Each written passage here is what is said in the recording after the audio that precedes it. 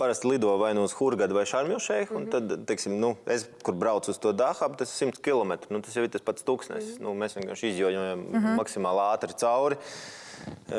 Un pēc tam cilvēki, kam interesē, tie ņem atsevišķi, teiksim, tur, tā kā teici, tur ekskursijās brauc.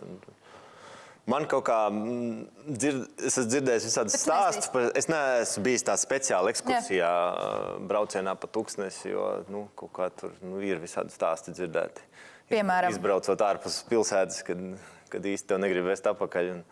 Mums atkal ieteica, lai nebūtu šādi te stāsti, ka piedāvājums ir jāņem no konkrētā tūroperatora, nevis no ielas.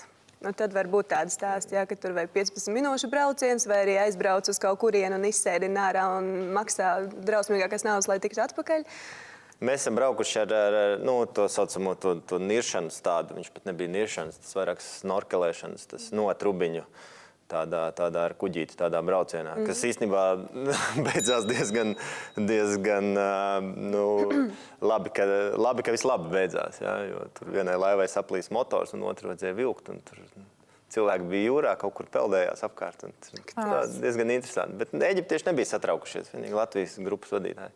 Mēs arī braucām snorkelēt, bet mēs ar jahtu braucām, un tas bija tā diezgan civilizēti. Vienīgais tas, ka mūs izmeta straumē.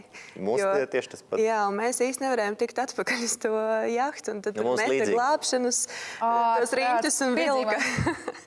Jā. Mums vēl pie tā visa bija tai otrai laivai motors saplīsis, un tas kapteinis remontē motoru. Viņš bija nogājis lejā remontēt motoru, viņam neinteresēja, kas tur tagad peldās, kur. Ārprāts. Tad mēs tie veiklākie tikām uz tās jahtas diezgan ātri apakaļ, bet tur tantiem gāja grūti. Bet izklausās, tā viegli plūst tie visi, kas It kā jā, bet man kā cilvēkam, neiespringst, jā. Kas bišķi saprot jūru, tur likās tā, jā, varētu tas viss beigties savādāk.